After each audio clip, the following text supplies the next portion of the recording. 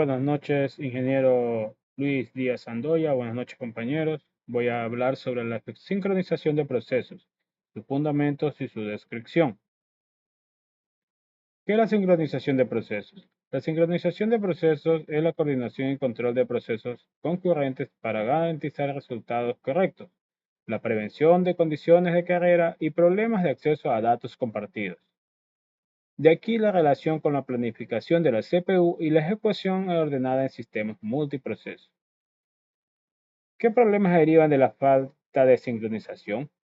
Tenemos muchos problemas que están derivados. Entre los principales tenemos las inconsistencias de datos que por su actualización son simultáneas. Al momento que se actualizan la información, estos van a fallar, tienen pérdidas y errores porque los paquetes de datos que se introducen los quieren utilizar los dos al mismo tiempo y se corrompen los archivos.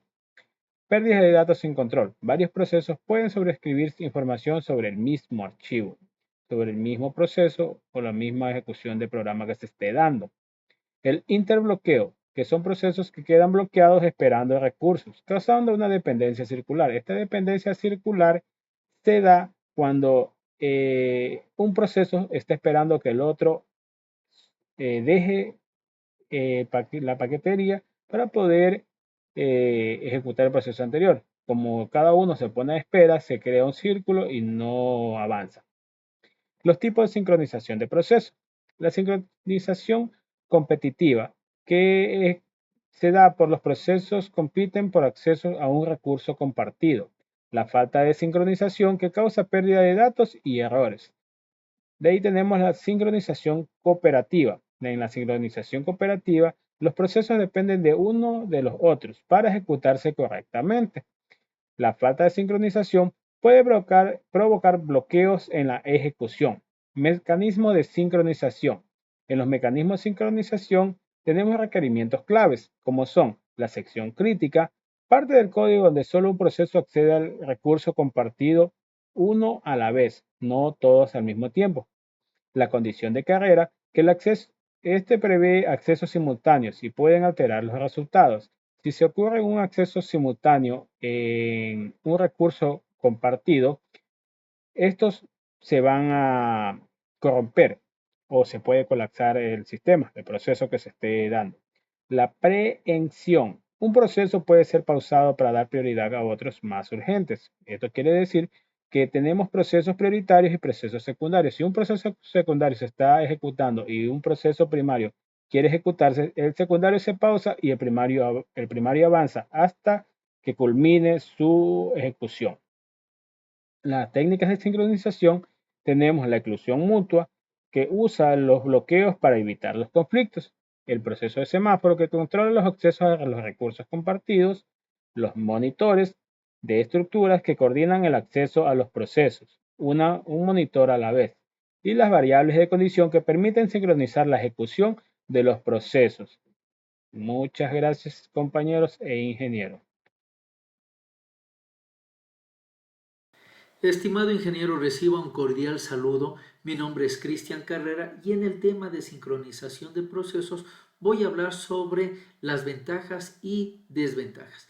Pero es importante antes de iniciar que en los sistemas operativos la sincronización de procesos garantiza una adecuada ejecución concurrente, evitando los conflictos de concurrencia. Pues para ello tenemos mecanismos como la solución de Peterson, que es un algoritmo de software que garantiza la exclusión mutua entre dos procesos, al permitir simplicidad y claridad conceptual. Esto es que al tener un algoritmo sencillo, no necesita instrucciones avanzadas de hardware, siendo ideal para propósitos educativos y para el entendimiento de fundamentos de sincronización. Garantiza exclusión mutua, progreso y espera acotada. Esto quiere decir que asegura que solo un proceso acceda a un recurso a la vez, que todos los procesos avancen sin quedar atrapados y que ningún proceso tenga que esperar para hacer uso del recurso. Comprensión profunda del comportamiento de procesos e interacciones. Entre las ventajas se tiene una limitación a dos procesos. Esto es que si se incorpora un algoritmo de n procesos de Peterson, su implementación es más compleja y propensa a errores. No es práctico en aplicaciones reales, no es confiable en arquitecturas modernas, requiere de barreras de memoria en sistemas multiprocesador para funcionar correctamente. No se implementa en sistemas operativos reales debido a que su uso se da para fines académicos o para simulaciones y entendimiento de su sincronización. Otro de los mecanismos son los semáforos, que son variables de control que permiten sincronización entre múltiples procesos o hilos. Entre estas ventajas tenemos flexibilidad de múltiples procesos, compatible con arquitecturas modernas y multiprocesamiento. Tiene un amplio soporte en sistemas operativos modernos, sincronización entre procesos independientes, control detallado de recursos. Y entre las ventajas tenemos un riesgo de errores como interbloqueo, inanición o inversión de prioridades. Pues el interbloqueo, conocido también como deadlock, se da porque dos o más procesos esperan indefinidamente recursos ocupados por otro.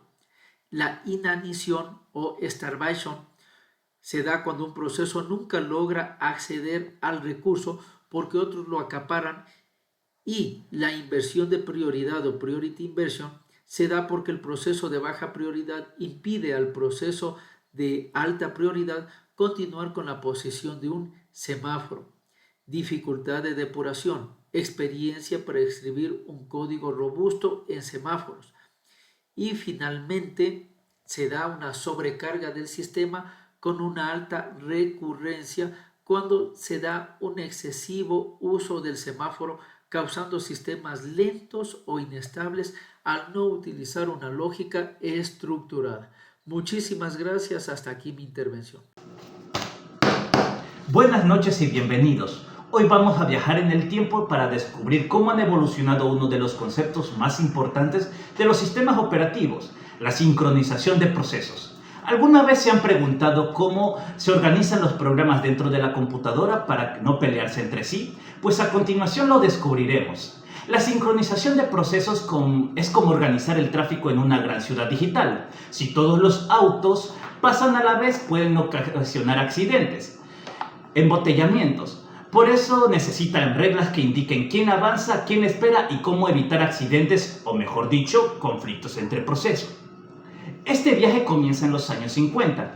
Las computadoras eran enormes y muy costosas. Solo podían ejecutar un proceso a la vez y con muchos tiempos muertos. Para aprovechar mejor el CPU, en 1955 Rochester propone la multiprogramación. Y en 1958 este concepto evolucionó y así nació la idea de la programación paralela. Es decir, múltiples tareas ejecutándose a la vez, pero aquí surgen los primeros problemas de sincronización. En 1959, Stretch introduce el tiempo compartido, una especie de jefe digital denominado director que decide quién usa el CPU y cuándo. En 1960, IBM da un paso importante al implementar instrucciones como block y unblock, y Drucker propone el primer algoritmo de exclusión mutua. Y en 1965, Dickens propone el famoso semáforo para controlar el acceso de recursos compartidos. Pero esto también trajo un nuevo reto, los bloqueos mutuos. A lo largo de los años 70 surgen nuevas ideas como las regiones críticas. Hoare en 1972 los describe como zonas donde solo se puede entrar un proceso a la vez. Los monitores en 1974 se introducen como estructuras que controlan el acceso seguro a los recursos. En 1981, Gray Peterson crea un algoritmo simple y elegante para sincronizar procesos. Y avanzamos a los años 90. En 1993, Hurley y Moss presentan la memoria transaccional, ideal para evitar bloqueos en procesadores con múltiples núcleos. Y en el año 2000, Linux implementa una solución brillante como los RCU, Read Copy Update, que permiten acceder a datos sin bloquear a otros procesos. Para el año 2020, el RCU se utilizaba más de 16.000 veces dentro del kernel. Hoy en día, con microservicios, contenedores y arquitecturas distribuidas, la sincronización es más importante que nunca. Se utilizan semáforos distribuidos, logs reentrantes y herramientas como Async y Await. Además, los lenguajes de programación modernos como Java, Python y JavaScript ya incluyen en sus bibliotecas y librerías todas estas herramientas que lo hacen automáticamente. La sincronización de procesos ha recorrido un largo camino desde las gigantes computadoras hasta los sistemas distribuidos que conocemos hoy en día, y es gracias a estos avances que podemos disfrutar de sistemas rápidos, seguros y elegantes. Gracias. Saludos, ingeniero Luis Díaz. Mi nombre es Evelyn Gallegos, estudiante del cuarto semestre de la carrera de TICS. Yo hablaré brevemente sobre el cuadro comparativo entre dos mecanismos de sincronización de procesos en sistemas operativos, la solución de Peterson y los semáforos. En la comparativa entre la solución de Peterson y semáforos, en cuanto a la escalabilidad, la solución de Peterson está limitada simplemente a dos procesos, mientras que los semáforos permiten sincronizar múltiples procesos, lo que los hace más útiles en sistemas reales. En términos de eficiencia, Peterson utiliza una espera activa, lo cual consume el CPU constantemente, por eso esta es menos eficiente tanto en uso del CPU como en un consumo energético. En cambio, los semáforos permiten que un proceso espere sin ocupar el CPU, lo que los hace más eficientes y adecuados para usarlos en sistemas operativos modernos. También es importante mencionar que la solución de Peterson no funciona bien en sistemas de multiprocesador debido a los problemas que tiene de coherencia de caché.